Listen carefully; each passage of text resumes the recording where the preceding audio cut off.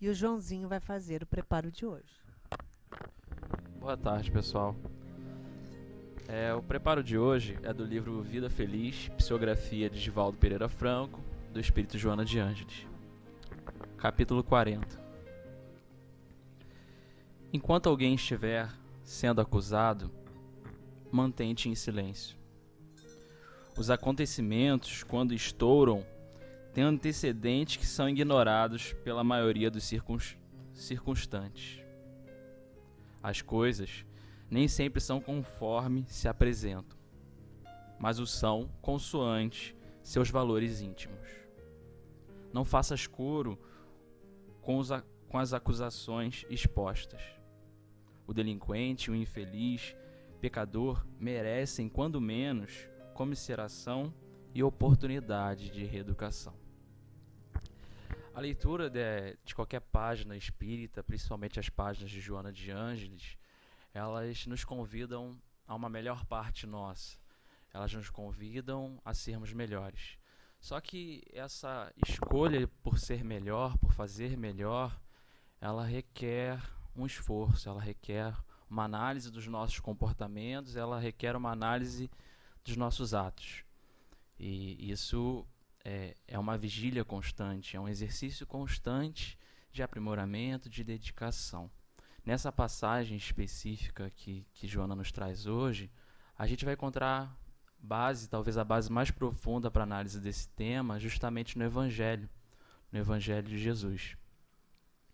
Eu convido vocês a fazerem uma espécie de transporte no tempo, um transporte físico, que nos imaginemos numa situação em que à nossa esquerda encontra-se uma multidão, pessoas a gritarem, a vociferarem, a condenarem outra pessoa. À nossa direita, não menos pessoas, uma quantidade grande de pessoas, sempre a vociferarem, a usarem de raiva.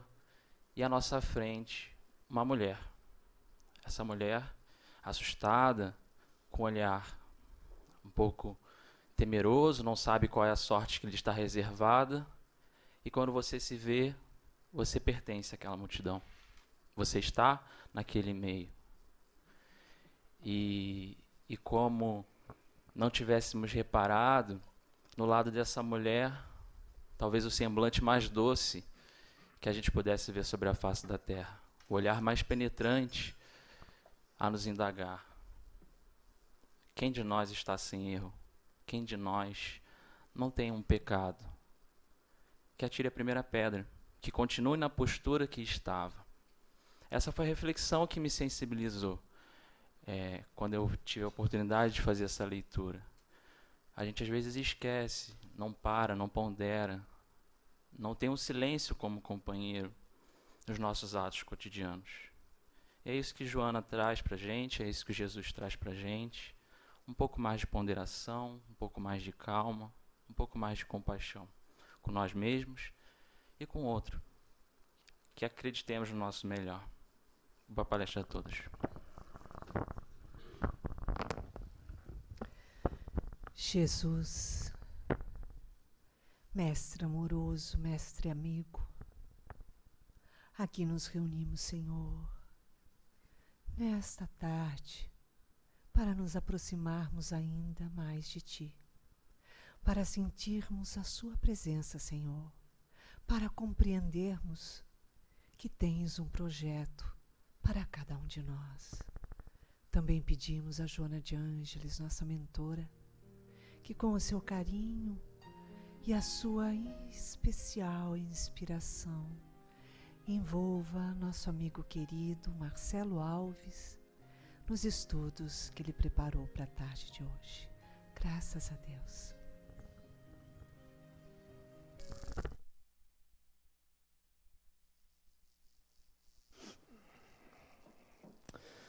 Bom, muito boa tarde a todos. Que nós possamos estar felizes de nos encontrarmos aqui no Centro Espírita Joana de Ângeles, cultivando a certeza de que em cada instante, em cada momento que juntos estamos, nós estamos aumentando, não é, engrossando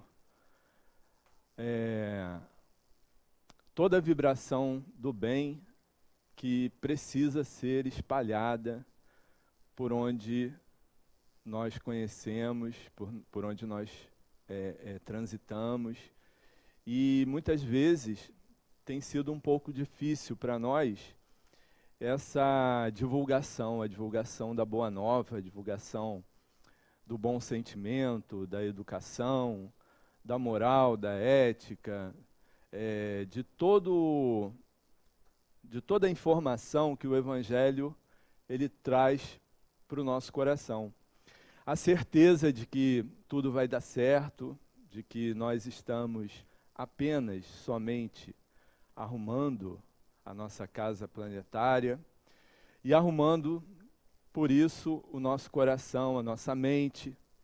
Estamos aprendendo a pensar no bem, e não só a pensar no bem, mas a executar o bem. E tem sido um grande sacrifício, porque é o bem desinteressado.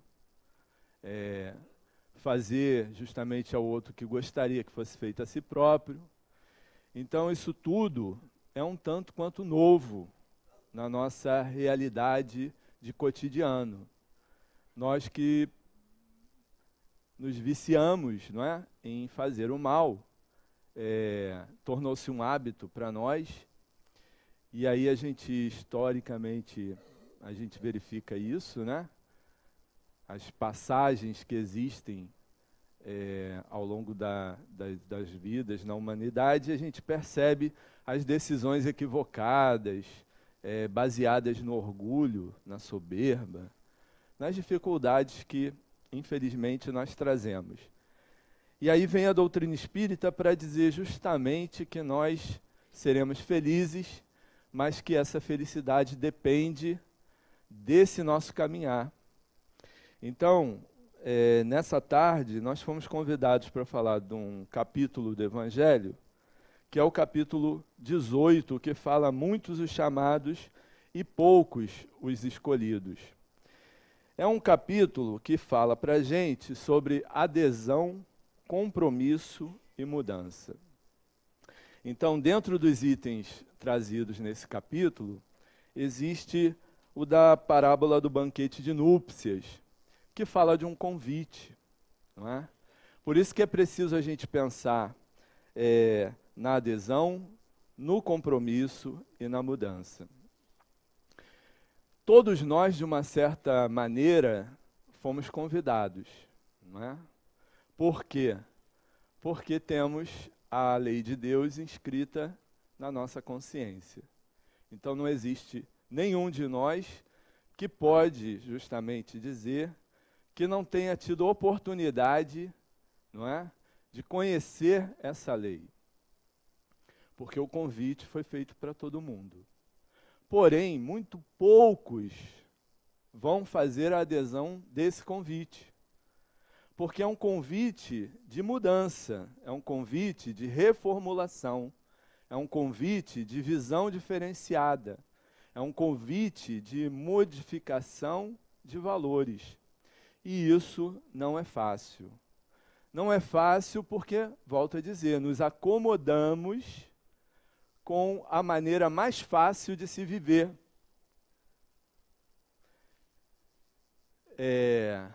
Dar vazão aos sentimentos ruins que nós trazemos, isso é fácil. Por quê? Tornou-se um hábito em nós.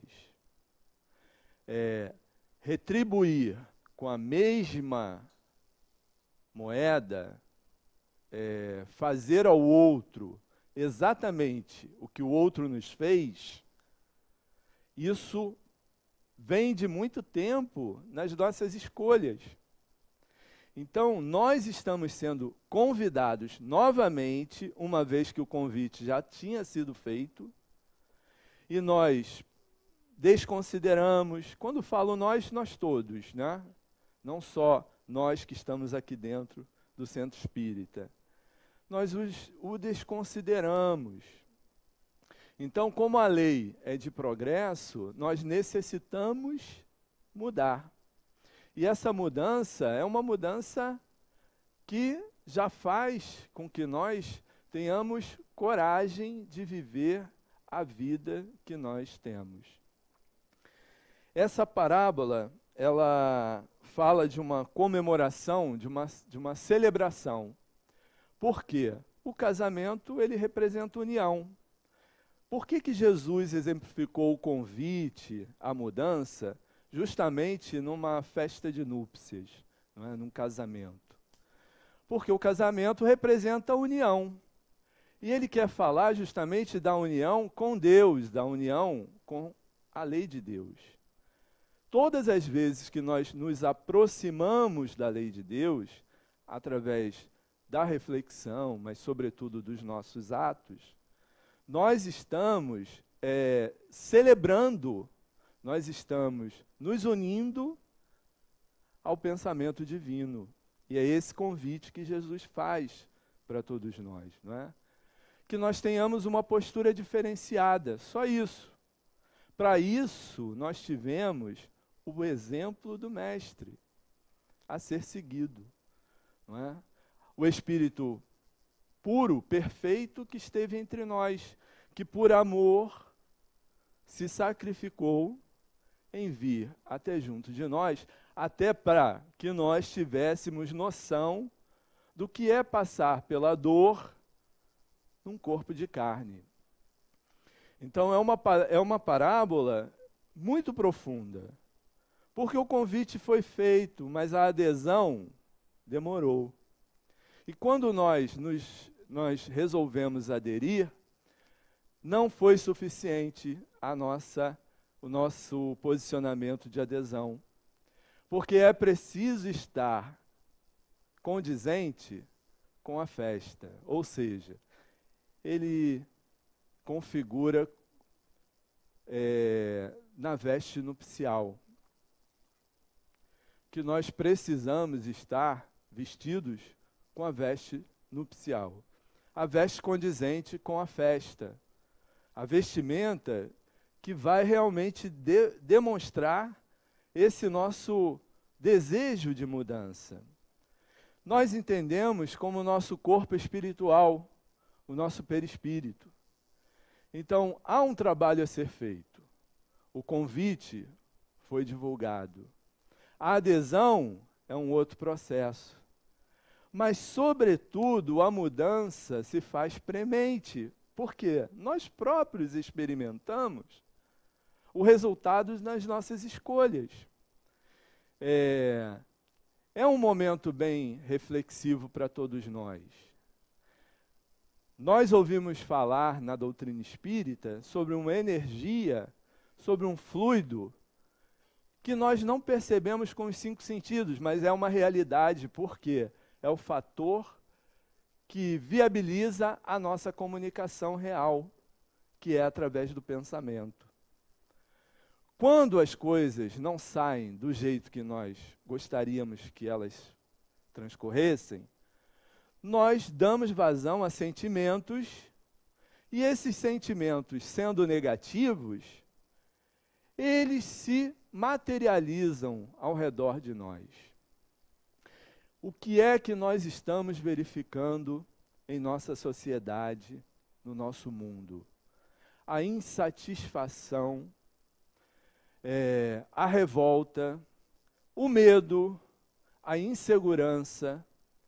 Isso faz parte do que nós estamos aderindo com os nossos pensamentos. Por quê? Ressentimos essas ideias. E aderimos porque temos dificuldades. Então, tem sido complicado a gente falar de felicidade, de que tudo vai dar certo, de que a vida transcorre sobre a proteção de Deus, que Deus provê a todo instante as nossas reais necessidades. Tem sido um tanto difícil.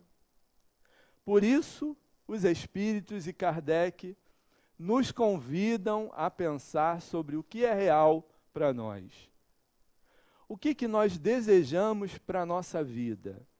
Será que dentro do Espiritismo nós já conseguimos saber o porquê nós existimos? Será que é um fato para todos nós que nós somos espíritos imortais, que a reencarnação é justamente uma lei que a misericórdia encontra para que a gente dê prosseguimento a todos os valores que precisam ser conquistados, desenvolvidos e que nós encontramos dificuldade de assim executar? Será que a nossa consciência já está desenvolvida ao nível de nos esforçarmos a vencer as nossas próprias dificuldades? Ou ainda pensamos na lei do menor esforço, do que é mais fácil fazer, na desistência frente às nossas maiores dificuldades? Diante dos embates, diante de tudo o que faz com que nós pensemos, porque nós vivemos num mundo de provas e expiações, e prova é tudo aquilo que faz com que a gente pense. Por isso as situações vão e voltam. Por isso nós estamos cercados de situações que instigam em nós o pensamento, a decisão, a escolha. Quando esse convite foi feito a cada um de nós, o que será que nós pensamos naquele momento? Como é feito esse convite? Muitas vezes através de uma enfermidade, ou até mesmo de uma dificuldade de convivência dentro do lar.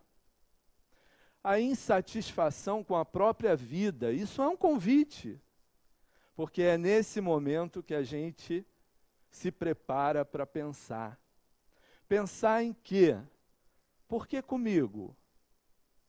Em que momento isso vai passar? O que eu posso fazer para justamente mudar essa situação? São coisas que nós vivenciamos e que nem sempre a gente consegue fazer a mudança necessária. Então, no ambiente que nós vivemos, com guerras, com dificuldades, com prantos e ranger de dentes, qual tem sido a nossa resposta com relação a essas situações?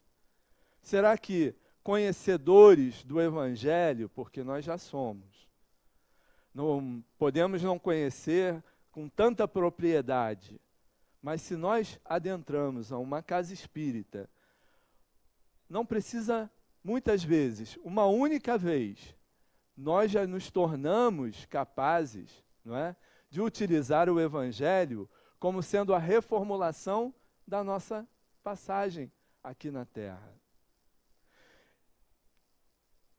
Ele mostra para nós que, nesse convite à mudança, nós não encontraremos facilidades. Pelo contrário, o caminho que leva à nossa felicidade é um caminho que, dizem os espíritos, um caminho estreito, um caminho que se passa com dificuldade. Será que um caminho desse é o caminho, é o motivo da nossa escolha? Será que, quando a gente ouve falar, não é, que para ser o primeiro no reino dos céus, nós estamos dispostos a sermos considerados os últimos aqui na Terra? Porque essa é a nossa dificuldade. É claro que nós gostaríamos de viver aqui na Terra sem nenhum tipo de preocupação. Claro que sim. Ligar os nossos televisores, a nossa mídia, e escutar nos noticiários apenas notícias boas. Claro que sim. Não é? A natureza respira muito bem com a ajuda dos humanos. Nenhum animal foi maltratado nos últimos 100 anos. Não é? Não existem roubos. Acabaram os assassinatos. Não existem discórdias. Nossa política funciona com muitos valores. Corrupção, ouvimos falar no passado, Mas qual a nossa realidade? Não é? Será que é essa? Bom, não é. Não sendo essa, o que nós vamos fazer? Desistir de viver? Achar que a vida deu errado? Não é? Pensar que Deus viajou e nos deixou para cá, não é? Afinal de contas, quem criou essa bagunça? Então, os espíritos sinalizam com o espiritismo que para a gente ser melhor, essas coisas não vão acabar, elas vão existir e nós é que vamos nos instrumentalizar para nos tornarmos fortes o suficientes, corajosos ao necessário, de ultrapassarmos as barreiras que irão estar ao nosso caminho. Isso é uma escolha nossa. Se a gente optar pela liberdade do pensamento, se nós nos conscientizarmos das potencialidades que o espírito imortal possui e que essas potencialidades fazem parte da nossa realidade, se nós optarmos por esse caminho, não será fácil. Ah, então eu não quero esse caminho, eu quero o caminho mais fácil. Dizem os espíritos que é o caminho da perdição. Quem quer se perder aqui? Não, nós queremos nos salvar. Qual é a parte da salvação nessa história? É o caminho da dificuldade. Não tem outro. Não é? Mas quando a gente passa pela dificuldade, entendendo por que ela existe, por que eu tenho que passar por ela, e o que eu vou encontrar após a dificuldade, eu me instrumentalizo, eu me fortaleço, eu crio coragem e enfrento. Todos que fazem isso, vêm junto de nós, não é? E dizem, esse é o caminho. Não é? Esse é o caminho se a gente quiser. Se a gente não quiser, nós vamos permanecer na facilidade. E qual é a facilidade? É fazer com o outro que dá na minha cabeça. Não é? É fazer o meu sem me importar com quem está em volta de mim. É conseguir a riqueza, as coisas que eu desejo, mesmo que, para que eu consiga isso, eu arruine a vida de alguém. Eu não vou me importar com os outros. Se eu escolher esse caminho, pode ser que aqui na Terra eu seja feliz. Mas como eu não sou da Terra, eu apenas passo por ela, a minha decepção será grande. Porque o que será que eu vou encontrar depois da morte? Bom, o relato dos espíritos no céu e inferno é que nós encontramos exatamente aquilo que nós plantamos. É uma questão de inteligência. Se eu sei disso, peraí, por que eu soube disso? Porque tem uma porção de gente que nem supõe que exista isso. Ou até desconsidere e viva do jeito que quer viver. Mas nós já ficamos sabendo, e um dos itens também desse capítulo é: muito se pedirá àquele que muito recebeu. Por que é tão difícil viver aqui na Terra para nós? Porque nós descobrimos um caminho de espiritualidade, não é? E nós sabemos que enquanto a gente insistir em determinadas posturas, em determinadas situações, nós vamos sofrer. Como a gente não quer mais sofrer, então a gente resolve enfrentar. Só que enfrentar as dificuldades é para os fortes. Não é? O Altivo, presidente lá do Leon Denis, dizia assim para a gente, quando falava para nós médiuns: aqui não é lugar para frouxo. E a gente se impactava, não é lugar para frouxo. Por quê? Porque a gente não vai encontrar facilidade, não é? A gente vai trabalhar com um plano espiritual sério, e para isso nós precisamos nos colocar de acordo com esse plano espiritual. Então, nesse dia, se a gente gosta de uma cerveja, de um álcool, qualquer coisa assim, se eu quero trabalhar com esse espírito, nesse dia eu vou ter que me abster. Então, lá no livro dos médiuns, questão 197, quando fala dos bons médiuns, não fala que é o melhor fazedor de fenômeno. Melhor médium é o que é menos iludido, menos enganado, porque estuda, não é?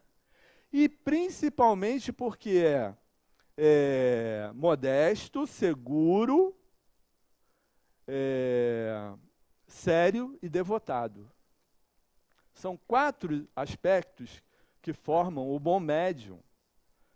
E a gente, no trabalho da mediunidade, a gente pensa o tempo todo assim, mas eu quero ser bom médium. Pois é, vamos ficar com um item só desses 4. Devotamento, que é o mais difícil. Devotamento é o quê? Seu trabalho regular na casa espírita, você vai trabalhar toda semana. Toda semana o público mais diverso vem à casa para ouvir a palestra e tomar um passe. Você que vai dar o passe, não é? Você tem essa regularidade, o público não tem. Ele vem quando ele quiser, mas você tem que estar lá, disponível para o passe. Então, chova ou faça sol, esteja você com TPM ou não, tenha saído o seu dinheiro ou não tenha saído, você vai estar aqui, de crachá no peito, com um sorriso nos lábios e disponível para o trabalho. Isso é devotamento, que é o mais difícil da gente fazer. Porque bota o interesse pessoal de lado. Ah, eu quero ser médium. Eu amo o Chico Xavier e o Divaldo. Pergunta para eles o que eles passaram. Pergunta para eles se foi fácil ter um Emmanuel e uma Joana de Ângeles do lado. Não é? A gente, por muito pouco, quer processar a presidente da casa. Não, falou torto comigo? Que isso? Eu estou aqui como voluntário? Eu não aturo isso no trabalho, vou ter que aturar lá na casa espírita? Então, todas as vezes que eles pensavam em alguma coisa, Divaldo e Chico, o Emmanuel e a Joana colocava eles no lugar deles. Não é? Então, para dar prova de coragem, o Chico, aos 10 anos, tomava garfada na barriga de uma madrinha, né? Órfão. Quer se candidatar? A gente fica assim, não, eu quero ter os louros, não é, desses médiuns, mas não dá para ser amenizado o que eu tenho que dar? Não é? Não dá para ser com um emprego bom, num lugar paradisíaco, não é? Um centro com ar-condicionado, com tudo funcionando, sem problema de convivência. Não dá para ser assim? Pois é, nem sempre. Quase sempre. Não é? É no meio da dificuldade, é no problema mesmo. É com as nossas próprias insatisfações. Porque os espíritos, eles já estão numa condição de trabalho. Nós estamos nos habituando a isso. Essa oração que a gente faz, essa prece que a gente faz, é uma construção de hábito. Porque para ser uma prece real, verdadeira, a gente precisa meditar, se concentrar, vigiar, Mas tudo isso para fazer uma prece, Trabalho 50 anos no centro dando passe. Desencarnei, claro que eu vou trabalhar no passe. Não. Não. Vai ler André Luiz. Por quê? Se eu trabalhei 50 anos, não necessariamente você vai trabalhar no passe. Porque segundo o instrutor lá de André Luiz, o Alexandre, no Missionários da Luz, para trabalhar no passe como espírito, tem uns 10 ou 11 itens que precisa ter. O primeiro deles, acendrado amor ao próximo. Então, assim, o espírito que trabalha aqui no passe, ele não faz cara feia para quem vai tomar passe. Não faz. E a gente tem que fazer um esforço, porque nem sempre o santo bate. Às vezes, nosso santo não cruza. Não cruza, gente. Isso está lá no Livro dos Espíritos. Antipatias e simpatias terrenas. Isso é normal. Por quê? Porque o outro, às vezes, pensa de uma forma tão diferente da minha que já me cria antipatia. Se torce para um time que eu não gosto, pronto. Não é? Ou se votou em algum político que eu detesto, piorou. Não são motivos de antipatias? E a gente vai dar passe nessa pessoa que nós estamos sentindo antipatia. Lá no mundo espiritual não tem isso. Porque se já está trabalhando no passe, já venceu isso. Então, para a gente trabalhar lá no passe, o que a gente vai ter que fazer? Lutar contra essas dificuldades. Como diz Hermance Dufour, né? Não tentar tirar, transformar o defeito. Transformar o defeito. Porque muitos foram chamados, mas poucos fazem adesão, poucos se dispõem, não é? A tirar o interesse pessoal em favor do próximo, em fazer, em parar de ficar reclamando, em parar de ficar dizendo que você é o maior sofredor do universo, que o nosso problema é tão grande que não existe um problema sequer igual ao nosso, porque o nosso é maior. Não é. O trabalho no bem comprova isso para a gente. E segundo o Espírito que fala sobre a piedade no Evangelho, esse trabalho no bem renovador não acontece nas festas e nas alegrias humanas. Acontece aonde? No sofrimento, no desalento do semelhante. Então, quando se fala na casa espírita, convidando a gente o tempo todo para trabalhar, é para que a gente se conscientize disso.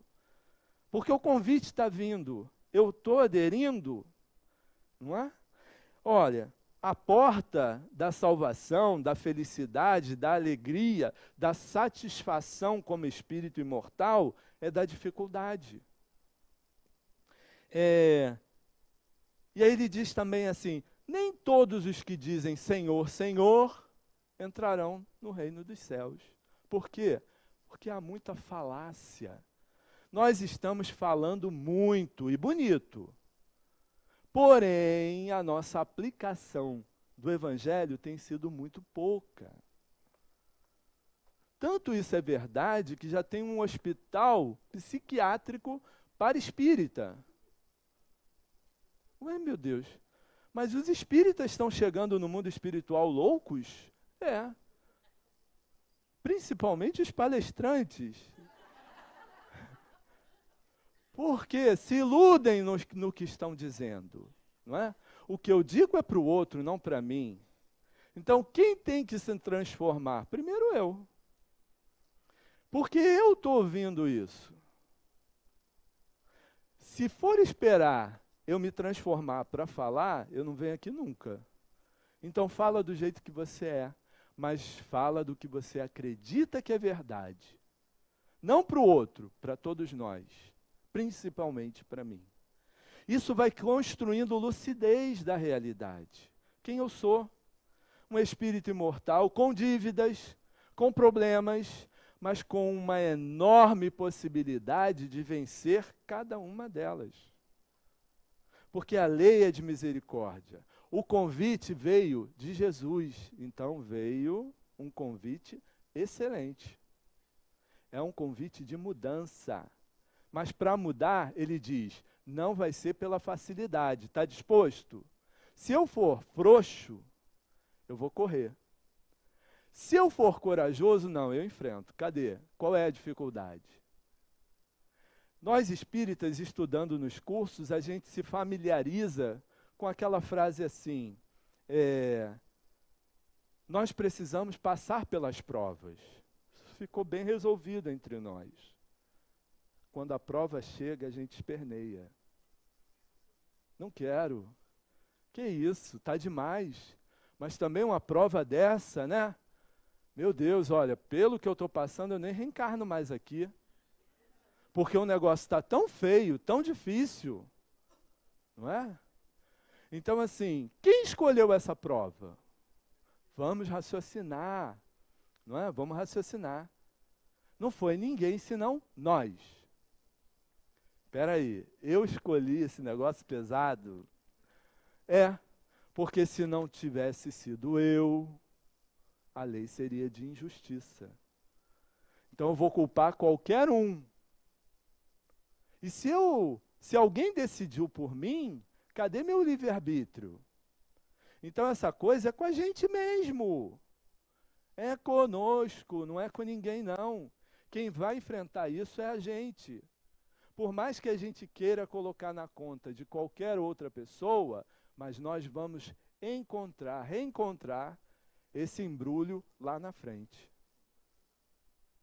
A deusa companheira querida, ela diz para nós que os familiares difíceis foram os papéis amassados do passado e que hoje a gente tem que, com muito carinho, desamassar. Já tentou desamassar papel de presente? Eu não sei nem se hoje ainda tem papel de presente. Né? Hoje tem umas embalagens assim que... Mas no meu tempo, guardava-se o papel de presente lá, embrulhado, dobrado. Aí quando você tinha um aniversário para ir, você catava alguma coisa lá na gaveta que tivesse nova e embrulhava. Mas só que você tinha que passar aquele papel. E passar papel de presente é um problema. Porque ele fica esticado, porém todo enrugado. Então é isso. É isso. A gente olha na família os maiores desafios. Não pensemos que isso aconteceu na nossa vida por acaso. Não é?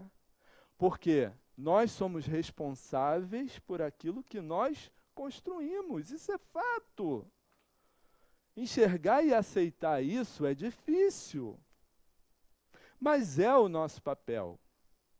Se a gente quer aderir a esse convite, que convite? O convite que Deus nos fez através de Jesus, para nós sermos felizes, nós vamos passar pela dificuldade, nós vamos, não vai poder ficar falando da boca para fora, tem que ser com consistência, tem que ser com sentimento, com propriedade. Nós vamos teorizar aqui, mas é preciso experimentar na prática. Eu costumo dizer que todo esse estudo que a gente está fazendo aqui de mudança, né? Nossa grande prova é na hora de morrer. Ali é que a gente vai ver, entrou ou não entrou o conceito? Está com medo? Medo de quê? Se você estudou no Livro dos Espíritos, não é? Que independente da forma como se morre, o espírito com méritos, e mérito se conquista pelo trabalho no bem, muitas vezes ele é retirado do corpo antes, você não sente nada. Pode ser a morte que for no corpo físico. Acreditamos nisso? né? É preciso interiorizar, porque é lá que a gente vai dar o testemunho. Ou quando alguém que a gente ama muito, que idolatra, que quer junto de si, vai. Eu desapego, eu permito, eu deixo. Então, olha só a nossa porta estreita. Quem é que quer perder o ente que ama? Não, né? Mas não é um sofrimento aqui da terra? A gente não experimenta isso? Todo mundo experimenta. Ou o pai, ou a mãe, ou o filho, um amigo. Tem algum de nós que pode se furtar a essa dor? Não tem, porque é dor de evolução, de crescimento. É uma necessidade, é uma metodologia didática divina para que a gente mude. E quando chega o sepultamento, a gente olha e diz assim, nós não somos nada mesmo. Só nessa hora que a gente reflete isso, então bendita a dor que fez com que a gente pisasse com cautela e nos víssemos conforme nós somos, perecíveis aqui na terra. Muito se pedirá aquele que muito recebeu, então toma de volta que eu não quero nada disso. Vai me cobrar depois? Não é? Qual será a cobrança? Será no testemunho que a gente vai dar. Será no nosso testemunho. Aos espíritas, portanto, muito será pedido. Opa, não vou deixar de ser espírita agora. Por que aos espíritas muito será pedido? Porque é o espírita que está estudando sobre amor, sobre caridade, sobre a providência de Deus, não é? Sobre a reencarnação, sobre a pluralidade dos mundos habitados, sobre a possibilidade de conversar com os espíritos desencarnados. É o espírita que sabe disso tudo. Por isso a dificuldade lá no Hospital Esperança, lá para o espírita desequilibrado. Mas você não sabia? Não é? Não era você que divulgava que ninguém morre, não é? Que tudo tem, toda ação tem uma reação, que existe uma lei de causa e efeito, agindo implacavelmente, mas, sobretudo, com a ação da lei de misericórdia. Você não divulgava isso? Na hora do seu testemunho, você faz o quê? Então, é assim? Então, a gente vai só decorar, não é? A gente vai recitar, nós vamos teorizar de forma exemplar, e na hora que a gente tem que dar o testemunho, a gente não quer. Age como materialista, age como se a reencarnação não fosse um fato, passa a ideia de que Deus é injusto. É isso que o Espiritismo espera dos espíritas? Tem um texto do Dr. Erma para nós que diz assim, os espíritas, os que deveriam estar falando sobre os valores reais da vida, sobre a felicidade, né, do mundo invisível, estão esmorecendo, estão com depressão. Então não está sendo suficiente a informação. Por quê? Porque nós não estamos meditando sobre ela. Por isso o convite vem e é preciso aderir, se compromissar e mudar. Aí ele diz assim, dar-se-á, ele não, Joana de Ângeles, uma mensagem da Joana de Ângeles nesse capítulo, que ela assina como espírito protetor, se não me engano, não é? Ela nem dá o nome dela, mas é a Joana. Diz, a fé, fofoca espírita, diz que, né? Não, mas aí é informação segura do Divaldo, né? Não tem nada de fofoca, não. Eu que, maledicente, estou falando isso. Mas o item dela é dar-se-á aquele que tem, que diz o quê? Muito se ganha pelo bem que se faz e muito se perde pelo mal que se executa. É simples assim. dar-se-á àquele que já tem. Tem o quê? O bem que ele está construindo vai retornar para ele, pela lei de causa e efeito, em dobro. E vai retirar, vai perder, vai deixar de ganhar, não é? As alegrias do mundo espiritual, aquele que está escolhendo executar o mal. Isso é um fato.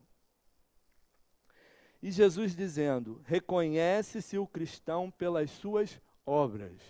Isso não está claro, não é?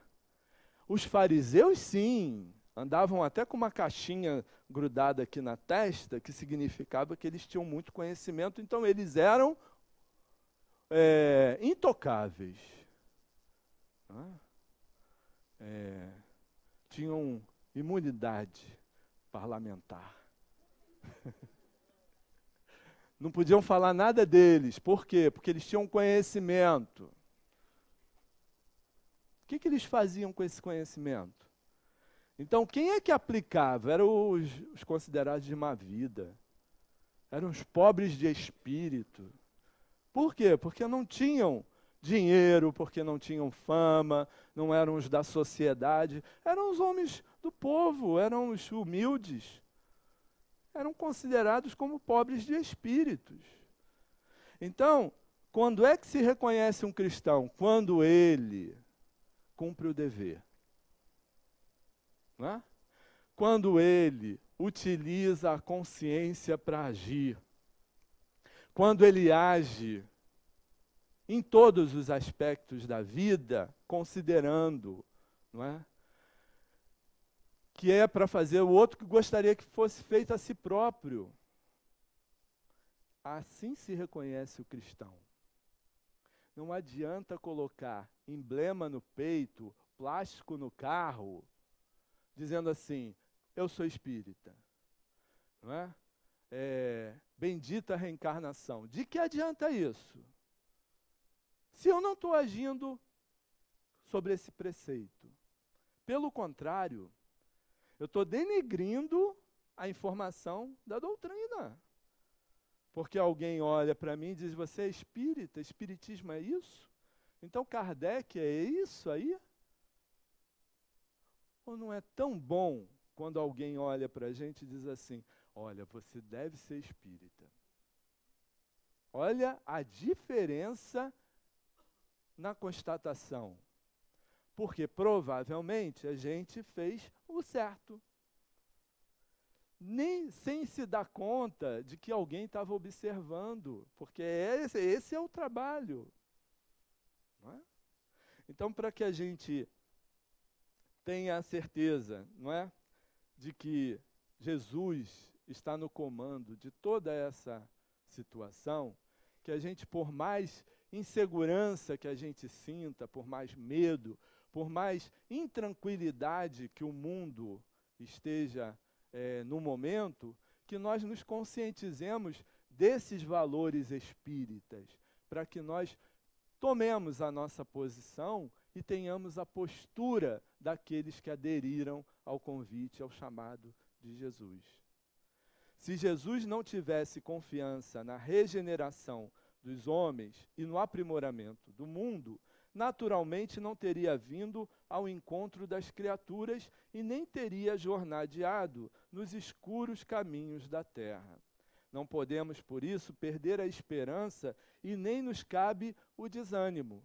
Diante das pequenas e abençoadas lutas que o céu nos concedeu, entre as sombras da humanidade, das humanas experiências, da escola do mundo saíram diplomados em santificação, espíritos sublimes que hoje se constituem abençoados patronos da evolução terrestre. Não nos compete menosprezar o plano de aprendizagem que nos alimenta e nos agasalha, que nos instrui e aperfeiçoa. Se o melhor não auxilia o pior, debalde aguardaremos a melhoria da vida. Se o bom desampara o mal, a fraternidade não passaria de mera ilusão. Se o sábio não ajuda o ignorante, a educação redundaria em mentira perigosa. Se o humilde foge ao orgulhoso, surgiria o amor por vocábulo inútil. Se o aprendiz da gentileza menoscaba o prisioneiro da impulsividade, o desequilíbrio comandaria a existência. Se a virtude não socorre as vítimas do vício, e se o bem não se dispõe a salvar quantos se arrojam aos despenhadeiros do mal, de coisa alguma serviria a predicação evangélica no campo do trabalho, que a providência divina nos confiou. O Mestre não era do mundo, mas veio até nós para a redenção do mundo. Sabia que os seus discípulos não pertenciam ao acervo moral da terra, mas enviou-nos ao convívio com homens para que os homens se transformassem nos servidores devotados do bem, convertendo o planeta em seu reino de luz.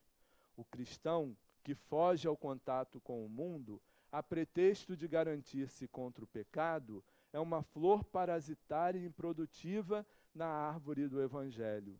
E o Senhor, longe de solicitar ornamentos para a sua obra, espera trabalhadores abnegados e fiéis, que se disponham a remover o solo com paciência, boa vontade e coragem, a fim de que a terra se habilite para a sementeira renovadora do grande amanhã. Emmanuel, do livro Coragem. Que Jesus nos abençoe.